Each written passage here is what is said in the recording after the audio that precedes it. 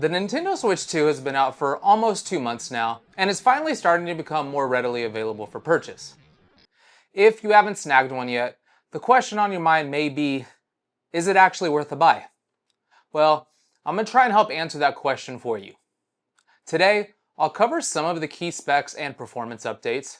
We'll talk about how it really differs from the original Switch 1 and Switch OLED models, and ultimately why you may or may not want to purchase this right now. So let's go ahead and dive in. Okay, so let's jump into what's actually new with the Nintendo Switch 2. It's interesting because this is the first Nintendo system that just added 2 to its predecessor's name. So in terms of look and feel, it's not a radical departure from the original Switch. Instead, it's more refined. It offers a cleaner, smoother look, and I do have to say that the black style looks absolutely amazing. This is very sleek without being overly flashy. This is a device that feels familiar, yet at the same time, it feels a little bit more premium than we've had in the past. So, since there's a lot here that does feel familiar, the question then becomes, what's actually new with the Switch 2, and what stayed the same compared to the original Switch and the OLED models? First off, the overall build. The Switch 2 is slightly larger and heavier, but not by a huge amount.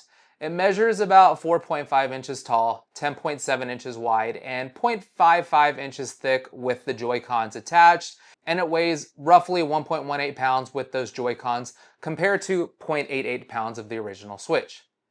The original Switch comes in at 4 inches tall, 9.4 inches wide, while the OLED version comes in at 4 inches tall and 9.5 inches wide. Both of these do come in at just under a pound, so the Switch 2 definitely feels a little bit more substantial in size, but not overly bulky. But under the hood is where the biggest changes happen. The Switch 2 has a newer custom NVIDIA processor, which is way more powerful than the older Tegra chip found in the original and the OLED models. RAM also sees a significant bump, going from 4 gigs to 12 gigs, which is a massive bump for performance. And then storage has quadrupled depending on what model you're coming from. You get 256 gigs of internal storage compared to just 32 gigs on the original and 64 gigs on the OLED. The screen is also seeing some upgrades, at least in some regards.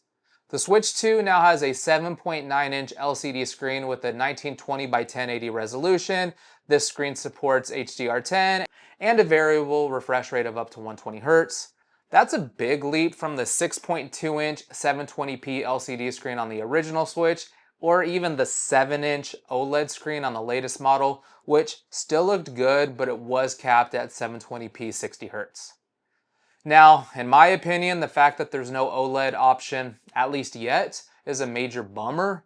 We already have an OLED version on the original Switch. We know Nintendo has the capabilities to do this, and we'll probably see an OLED option in a year or two after sales on this model start to decline.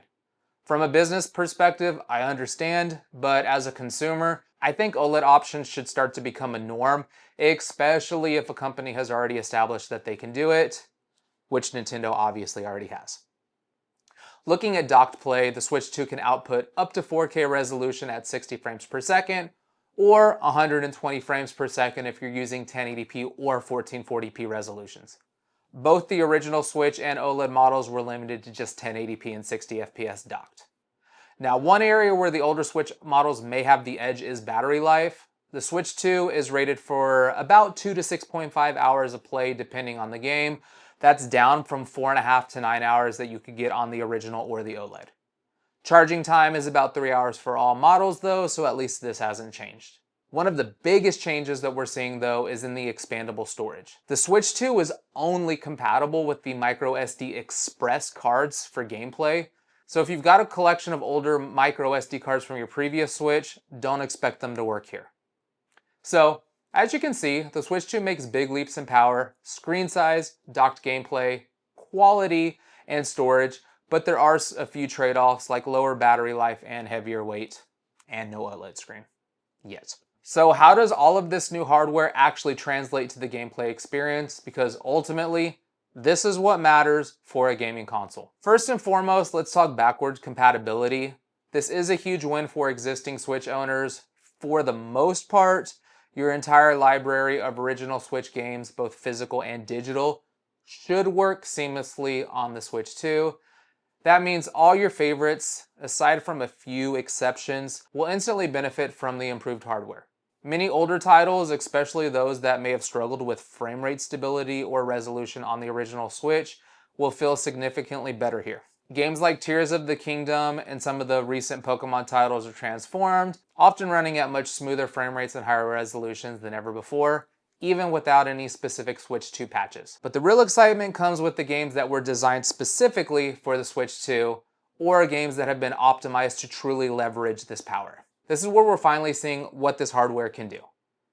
Titles like the new Donkey Kong and Mario Kart games, which have been designed exclusively for the Switch 2, look absolutely fantastic. The detail in the environments, the character models, and the overall fluidity of motion are a clear leap. Beyond Nintendo's first-party exclusives, we're also seeing some more demanding third-party games that are starting to come to the platform, like Cyberpunk 2077.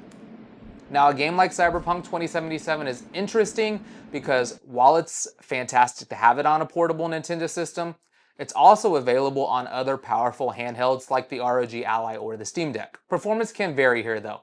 Some games that are a direct port from the Switch 2 may perform surprisingly well. However, it's important to remember that you may often be able to buy these platform titles on Steam at a cheaper price compared to the Nintendo eShop, and devices like the ROG Ally or the Steam Deck may offer higher graphical settings or frame rates depending on the game. So, who is the Nintendo Switch 2 actually for? Obviously, this is for anyone who wants the latest and the best hardware that Nintendo has to offer. If you want access to Switch 2 exclusive games, or if you want to play your older Switch games with better performance, this is a solid upgrade. But I think that's really the deciding factor here. Are you trying to play games that you can only play on the Switch 2? For example, Pokemon Legends ZA, which is coming out later this year, is still coming to the original Switch. So if Switch 2 exclusives aren't on your radar and you already have a Switch OLED, it may be worth waiting. And then you've got a lot of Switch 2 games that are ports, games that you can also play on PC, Steam Deck, ROG Ally, and in some cases, or a lot of cases, you're going to find those games cheaper on Steam than you would on the Nintendo eShop. Plus, there's the price. The Switch 2 is coming in at $449 USD, which you can compare to $299 for the original Switch and $349 for the OLED model. And then when you look beyond Nintendo, you can get the 512 gig Steam Deck OLED for $549. The ROG Ally Z1 Extreme has recently been as low as $499, and the Lenovo Legion Go recently dropped to $599. So at the end of the day, I think it really comes down to what games you want to play and what systems you already own. If Nintendo exclusives are your priority, obviously the Switch 2 is the way to go. But if you're looking at multi-platform games, there are definitely some other options worth considering in the same price range if you don't have those already. Either way though, the Nintendo Switch 2, it's a fantastic device. You just have to ask yourself, is it the best fit for what you want to play? I hope you found this video helpful. Drop me a like and let me know in the comments. Are you picking up a Switch 2 or are you sticking with what you've already got? And if you want more content on gaming and tech, make sure to hit that subscribe button. Thanks for watching, and I'll see you in the next one.